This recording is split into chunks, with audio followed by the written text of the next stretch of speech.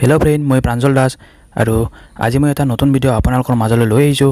ভিডিওটো হৈছে ফ্লিপকাৰ্ট নাইবা আমাজনৰ পৰা কেনেকৈ আমি এটিএমৰ সহায়ত বজাৰ কৰিব পাৰো। আমি বেছিভাগে ফ্লিপকাৰ্ট নাইবা আমাজনৰ পৰা কেশ অন ডেলিভাৰী সহায়ত আমি বজাৰ কৰো আৰু এটিএমৰ সহায়ত কিছুমানে নাজানে আৰু কিছুমানে জানে। যিসকলে এটিএমৰ সহায়ত বজাৰ কৰিব নাজানে তেওঁলোকে এই ভিডিওটো চাব পাৰে। গতিকে এই ভিডিওটো আৰম্ভ কৰিছো। প্ৰথমে ফ্লিপকাৰ্ট এপটো ওপেন কৰিছো।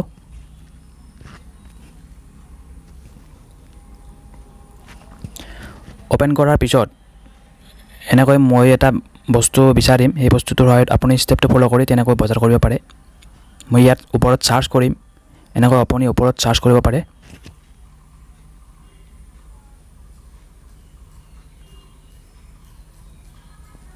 এনেকৈ সাৰ্চ বাৰত সাৰ্চ কৰি আপুনি প্ৰডাক্টটো বিচাৰিব পাৰে। এনেকৈ সাৰ্চ কৰাৰ পিছত এনেকৈ বস্তুবিলাক আহি যাব, আপুনি যিটো বস্তু সাৰ্চ কৰিছে। ইয়াৰ মই এটা সিলেক্ট কৰিম।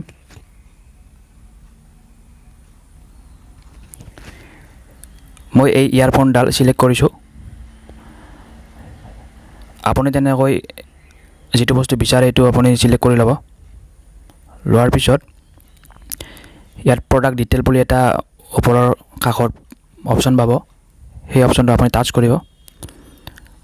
টাচ কৰাৰ পিছত ইয়াত প্ৰডাক্টৰ ডিটেইলছটো ইয়াত দিয়া আছে, সেইখিনি আপুনি পঢ়ি যাব।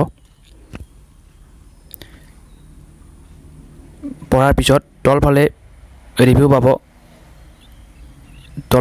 পাব। মানুহবিলাকে ব্যৱহাৰ কৰি কেনে পাইছে ইয়াত ৰিভিউ দিছে, সেই ৰিভিউবিলাক পঢ়ি ল'ব। বস্তুটো কিনাৰ আগতে বস্তুটো ভাল নে বেয়া নে এইবিলাক ৰিভিউ দিয়া আছে, এইবিলাক পঢ়ি ল'ব আপুনি বস্তুটো কিনাৰ আগতে।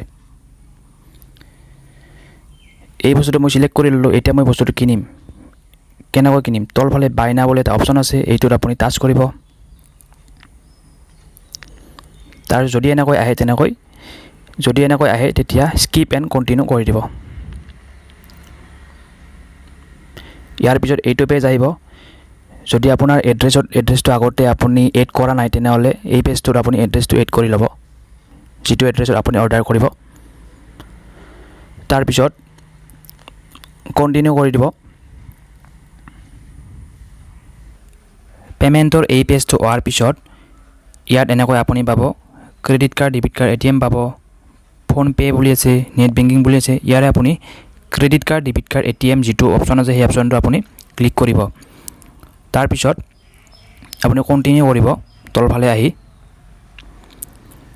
কণ্টিনিউ কৰাৰ পিছত এনেকুৱা এটা পেজ পাব। ইয়াত লিখা আছে কাৰ্ড নাম্বাৰ লিখা আছে, তলফালে আছে এক্সপায়াৰি ডেট, তাৰপিছত কাষত আছে CVV বুলি এটা অপচন আছে, তাৰপিছত তলত আছে পে বুলি আছে। কাৰ্ড নাম্বাৰটো আপুনি ক'ত পাব? আপোনাৰ যিখন এটিএম কাৰ্ড তাৰ ওপৰত 16টা নাম্বাৰ থাকিব, সেই 16টা নাম্বাৰ কাৰ্ড নাম্বাৰত বহাই ল'ব। তাৰপিছত তলফালে এটা এক্সপায়াৰি ডেট বুলি পাব, সেই ডেটটো আপুনি ইয়াত বহাই ল'ব। তাৰপিছত CVVটো ক'ত পাব? CVVটো পাব আপুনি এটিএম কাৰ্ডখনৰ পিছফালে ৰাইট ছাইডৰ পৰা 3টা সংখ্যাৰ এটা CVV নম্বৰ পাব, সেই নম্বৰটো আপুনি ইয়াত বহাই ল'ব। বহাই লৈ পে নাও কৰি দিব। পে নাও কৰি দিয়াৰ লগে লগে আপোনাৰ এটিএম কাৰ্ডত থকা ৰেজিষ্টাৰ থকা মোবাইল নাম্বাৰটোলৈ এটা OTP যাব। সেই OTPটো কপি কৰি আনি ইয়াত বহাই লৈ মেক পে'মেণ্ট অপশ্যনটোত ক্লিক কৰিব। তাৰপিছত অলপ টাইম তাৰপিছত প্ৰচেছিং ল'ব।